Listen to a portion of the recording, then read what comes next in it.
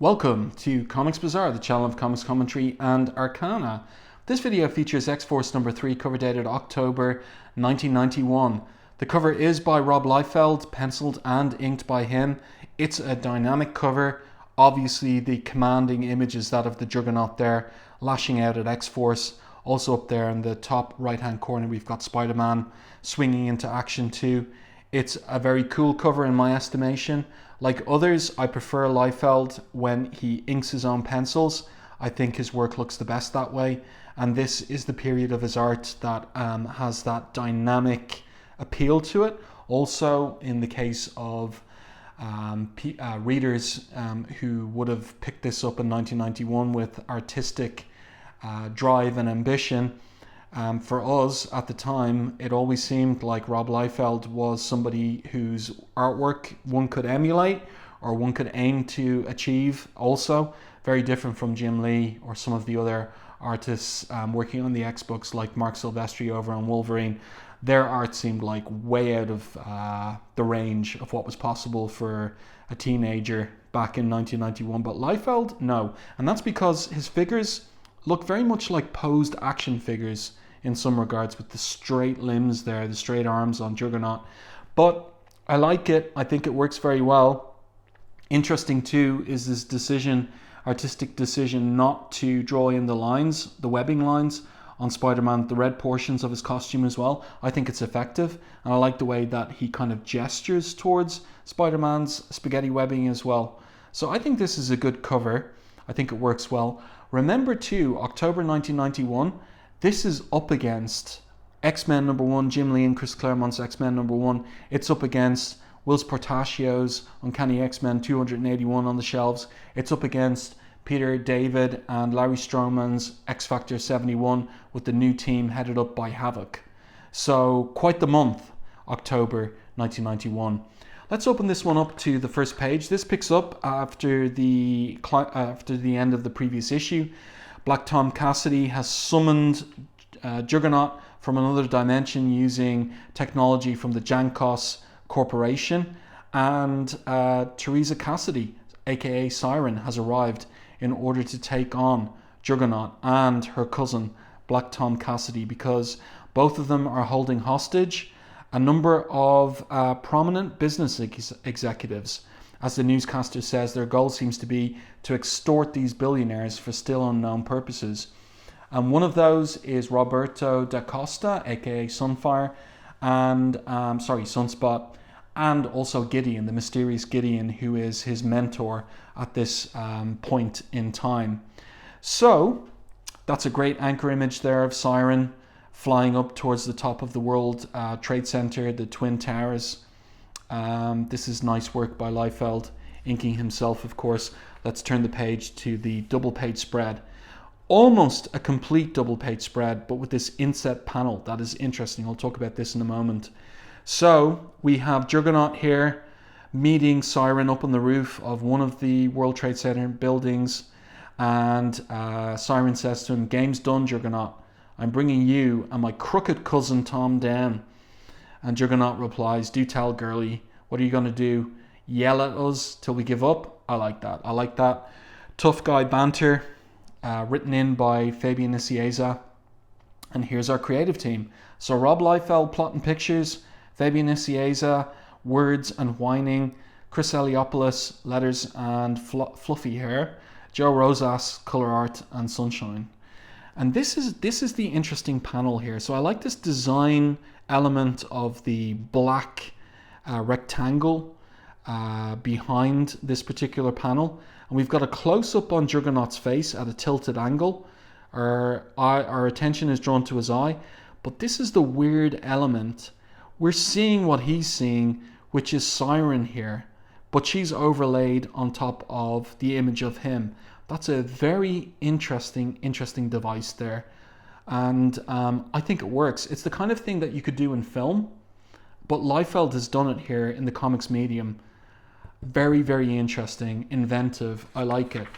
So we continue with the story. Great anchor image there of Juggernaut punching out Siryn.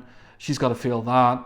She thinks to herself, "Stupid move, woman." Sonic scream deflected most of the blow. Hurts like the devil as it is. Right then, now that my anger's not getting the best of me, let's play it fine and tight. So she's going to come at the Juggernaut again, and he himself says, coming back for more, Terry, you got guts if no brains. And that's very much the Juggernaut's character. You know, he's not a malevolent figure. He's kind of honourable in his own way, as we've seen in Uncanny X-Men 183 in particular, and also 194 and 217 to 218 as well, when he was penned by Claremont. Claremont began that kind of redevelopment of the Juggernaut's character very much in the Claremont mold, where you get a Silver Age villain, and Claremont develops a more complex characterization of them. And his characterization of Juggernaut is like he is a blue-collar guy.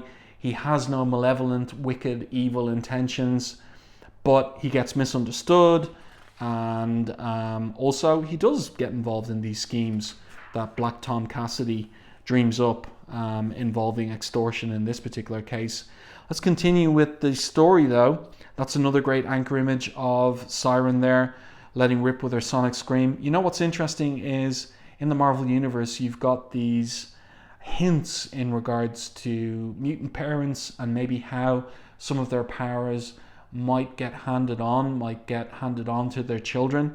So it's very complex in the case of Cable himself, where his mother is Madeline Pryor, the clone of Jean Grey, but one of Cable's mutant powers is telekinesis, and that's revealed for the first time in X-Force number 1. So here we've got Teresa Cassidy. She's the daughter of Banshee, Sean Cassidy, and her power is the sonic scream, the same as her father. So interesting little kind of hints and play with how mutant genetics works in the Marvel Universe. I like the layout on this page. I like the 3 panels here, the triangles cut into the page. Works very well. But I would be remiss if I didn't point out something hilarious on this particular page. And it has to be laid at the feet for responsibility of Rob Liefeld. And here we go. So we see Black Tom Cassidy there. He's backing up his partner Juggernaut. And where is his beard? It's not there, right? He's got the moustache. He's got the waxed moustache. He's got no beard. And the beard is here in the 3rd panel. How do we explain this? How on earth does that happen? I know other people have commented on this page in reviews in the past, but it's baffling. It's incredible. I can't imagine how, like, I'm putting my own self into the position of drawing this page, inking it.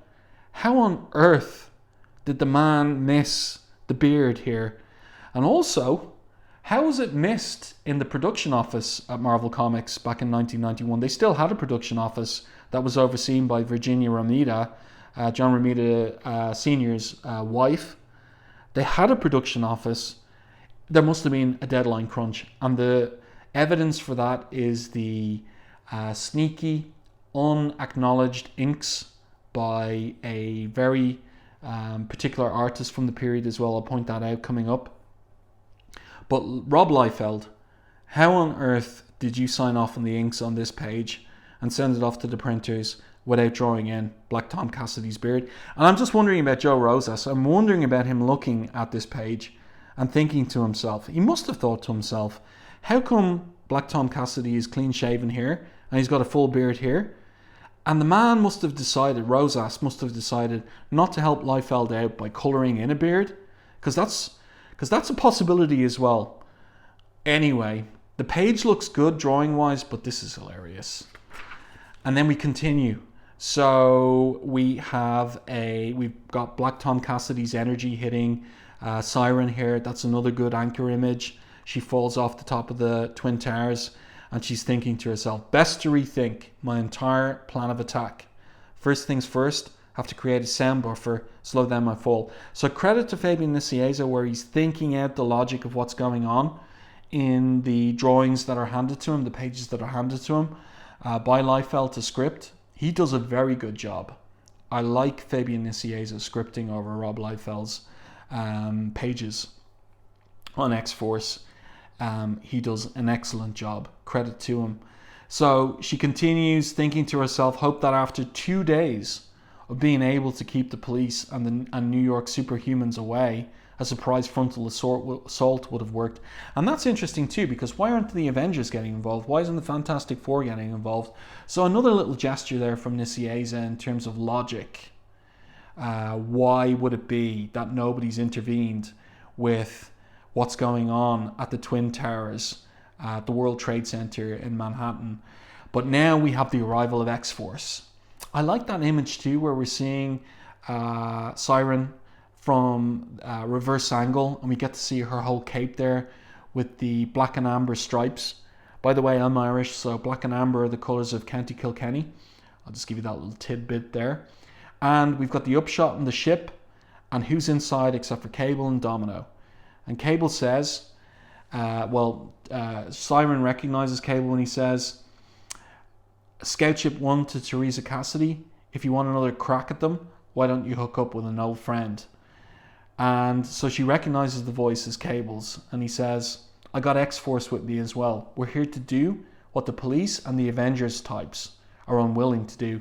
But she has explained in her thoughts that the Avengers have kept away because of perhaps her own persuasion.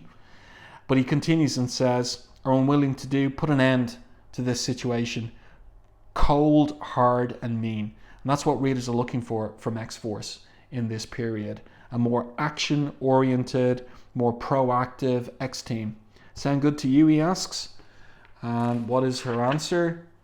Well, we don't get it, but we get a scene switch. Inside the World Trade Center, two of the business tycoons being held hostage are Roberto da Costa and Gideon. We don't get any other names about Gideon, any more information, because he's a mysterious figure at this point. Mutants dedicated to controlling the world through economic means. It's like a ratcheting up of what the Hellfire Club used to be. But here we go. This is inked not by Rob Liefeld, but by Erik Larsen. And we also got three actually, Erik Larsen inked pages in X-Force number 2. You can see me point those out in my review of X-Force number 2. So this is Larsen on inks here again. And this is a nice looking page. So we have Juggernaut, after knocking Siryn off the top of the World Trade Center, he's come back down with Black Tom Cassidy down to this particular level where they engage in a bit of aggressive, assertive banter with Sunspot and Gideon. So Gideon says to Black Tom Cassidy, says, any plan which depends on the actions of others is one destined to fail, Mr. Cassidy. And Juggernaut responds in character saying, think so, pansy boy. We'll see. That's a humorous comment on Gideon's design. And I wonder if it's Nicieza taking a pop at Liefeld, very indirectly there. But it's very much in keeping with Juggernaut's kind of blue-collar character. And Gideon responds, we will at that, Mr. Marco, sooner than you might expect. By the way, I think I've said it before when we've seen this ad for these t-shirts, probably X-Men number 1 and also Uncanny X-Men 281. I wanted all these t-shirts at the time. I still want them now. Let's continue though with the story. This is another nicely laid out page. I like the layout here. I like the colors too. We're back to Liefeld inking his own pencils. It works well. It's a nice team shot here with Siryn joining X-Force there as well. And she flies up into the scout ship via this portal here. And Cable says here, our last soiree, he says to Siryn, was with Proteus. And you just went through some garbage with the Shadow King on Moore Island, right? So that's a reference to the Moore Island saga, the end of it, and the run-up to the relaunch of the X titles, including X-Men number 1. But funny Cable's attitude to it all, calling it garbage. That's hilarious. And remember, Nicieza was like drafted in at the last minute to script some of those issues because Claremont quit in the middle of Uncanny X-Men 279. So maybe that's Nicieza's personal feelings about that whole storyline. Any case, back to Cable again. He says, I'd imagine you're just chock full of pent-up frustration and anger. And Siryn says, indeed, 'tis why I flew to the States when I'd heard of my cousin's latest scam. I'm tired other games of mutants and madmen. I like that phrasing there as well. So she's flown all the way from Ireland to New York for this, to go up against Black Tom Cassidy. Cable says here, well, darling, if you're in the mood to kick the crud out of something, then you've hooked up with the right crew. And she says, just point the way. I like that. I like that dialogue from Nicieza. And now we get to the action all the way to the end of the issue. So, classic Liefeld moment. We've got a, what would you call it? Like a drop from a hovering ship or craft. And first up, Cable, of course, sends Warpath after Juggernaut. Now, this is a little strange. So Juggernaut's gone back down to some of the level of the World Trade Center with Black Tom Cassidy. Why is he back up on the roof again? So a little narrative caption or something in the dialogue to explain why he's back up on the roof would be useful. But let's let that one slip by. Nice anchor image there of Warpath. Another nice anchor image of a reverse angle on him. We have got Liefeld kind of gesturing very loosely to the anatomy on Warpath's back and the back of his thighs as well. But it works. I think it works. It makes him look very chunky, but I think it works. And then we have him tackling Juggernaut here and knocking the two of them off over the edge. And Juggernaut says to him, I like this as well, you idiot, we're going over the edge. That's pretty good. I like that. Now another pretty much double page spread of the rest of X-Force dropping down. Cable's ordered Boom Boom to remain in the scout ship, piloting it, while they go in to tackle Black Tom Cassidy and free the hostages. So here we see Warpath and Juggernaut going over the edge again. We've got these security guys saying, did you see that? Do you see that? And here we go. Again, this is a Rob Liefeld trope. The drop from not an orbiting, but a hovering ship. The team leaping into action. It's very cool. Looks great. Let's continue. So they arrive down on the roof of one of those World Trade Center buildings. Take out the security guys. We've got a nice anchor image there of Shatterstar going into action against other security guys. Cable here, that's a nice close-up of his face with his eye flashing. He says I'll actually read all this out because Cable's counting down in terms of the guards that have been taken out. Cannonball takes out 1, Cable 2 with a shot there. Shatterstar another, number 3. Domino, Quattro, 4. Shatterstar 5. And this is a callback to X-Force number 1. Cable says to him, you're learning to count, Shatterstar. Good. And that's a callback to when Shatterstar used terminology that was unfamiliar to the team back in X-Force number 1 and confused them. Cable gave out to him about that. Now he's happy that he is learning to count. We're all clear as topside, he says. Let's take it down one floor at a time. Secure your perimeter before proceeding. So here we have X-Force is a strike force. And that's exactly what readers were looking for back in the period. Action, action, action, and we're getting it. Another page inked by Erik Larsen. This is the second and final page inked by him in this particular issue. You can see it very clearly in the cross-hatching here, Black Tom's shadow, and also the little hatching lines around the nub of Gideon's nose there. Very distinctive of Erik Larsen in this particular period. So down at another level inside, we've Black Tom Cassidy exultant, saying to Gideon, don't be doubting my strategy. So it's calling back to the dialogue from earlier. And didn't be thinking for 1 minute that I won't kill you dead as soon as tolerate your arrogance. Gideon responds, that's something I don't question at all, Mr. Cassidy. And Roberto says, wait a second, I think it's actually still Gideon. He says, just as you should not question that I'm tired of tolerating your boorish threats. So the two guys finally go into action. I mean, these guys have got powers too. And this is another one of these classic Rob Liefeld angles. You've got a sort of a top-down tilted angle with characters running towards Black Tom Cassidy here. It looks good. Larson's making it look very good, and it makes me think I'd like to see a series of pencil by Liefeld but ink by Larson. I think that might look pretty good. So here we go. We've got these two squaring. Speaking of Erik Larson, this particular ad is all Erik Larson. You see his signature there, and it looks pretty good too. I always like that around this period, that particular advertisement and the art in it.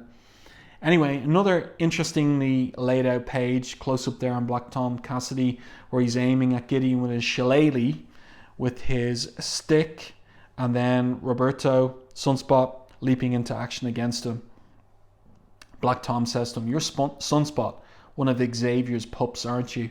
Like this here too, where Sunspot says, "I was his student, Cassidy, and proud of it. Now though, I continue to learn every day. I'm better prepared to reverse the roles. You can be the student and I the teacher." That's nice. But Black Tom seems to get the better of Sunspot here, and he says to him at the end of this 2-page sequence, "Now let's be seeing about that lesson you were talking about." So again, I like the dialogue from Nicieza, but Black Tom Cassidy wasn't watching his six, so to speak, and Cable wings him in the shoulder, and he says to him here, "Great upshot of Cable with Shatterstar backing him up, dead or alive. The choice is yours." And Black Tom says, "I don't know who in the name of the devil you think you are, but Black Tom makes his own choices in this life." And he pulls out what's the name of this thing? He pulls out a what's it called? My brain isn't working at the moment. A detonator. There we go, a detonator. And he says, "Starting with the fact that we've laid down enough plastique throughout the building to make it a pile of matchsticks, and my fingers poised on the detonator." There we go, there's the word I was looking for. And so the scene switches to the ground below, and we've got Juggernaut and Warpath that have obviously landed safely on the ground below. Both of them pretty got great endurance. Perhaps Warpath landed on Juggernaut because Juggernaut is essentially invulnerable, so giving him a right punch to the chops there and taking another one to his own jaw. "Not bad, kid," says Juggernaut. "Reminds me of a few shots I took from the armoured mutie, what's his name, Colossus, a couple of years back." So that could be a callback in particular to Uncanny X-Men 183. You'll find a video review of that issue on the channel. It's a great issue. It's excellent. You should check that out if you haven't seen it before. More great pages here in the issue. So we've got the continuation of this fight. Juggernaut getting another punch in, Warpath getting another punch in. I like the close-up on Warpath here. He says, "I love the ritual tough guy back talk. What say we make your dentist a very rich man?" I love it. Great dialogue. It's the perfect dialogue from Fabian Nicieza. So well judged for what this comic was at the time, and it works to this day. It's amusing, it's humorous. We saw him on the cover, and here he is swinging into action. Spider-Man. That's a pretty good Spider-Man by Rob Liefeld. I've got no problem with that. And I like this upshot here on the Twin Towers too. That's pretty good. He broke out his ruler for that one, did a little perspective work. It's pretty cool. And Spider-Man's thinking here, one way or the other, there's not much I can do against Juggy that the kid isn't already doing, namely wasting his time. So let's swing topside and see if we can do anything about this hostage situation before it really gets out of control. So Spider-Man knows that Juggernaut is a difficult opponent, if not impossible opponent to stop. So he decides to take on a different challenge. And here we go, we're at the last page. This is unexpected, yet it calls back to what Black Tom Cassidy said about that detonator. A huge explosion out of the Twin Towers building. And of course, post 2001, this image has a very different resonance from what it would have in 1991, but it's quite an arresting page. Great layout, great tight focus there on Spider-Man as well. Probably Liefeld looking at McFarlane for inspiration for that one, but it looks fantastic, looks great. He says, uh-oh, that's quite the understatement, yes. To be continued in Spider-Man number 16, speaking of McFarlane, and I have that one, and I will review that one in due course in order to continue the storyline. So I do hope that you enjoyed this review and commentary on X-Force number 3. Letters page here, all praise for X-Force number 1. No replies, no responses, just complete praise for the first issue. There you go. If you enjoyed my review and commentary on X-Force number 3, please like the video on YouTube. It helps the channel. If you haven't done so already, subscribe to the channel and stay tuned for more content like this.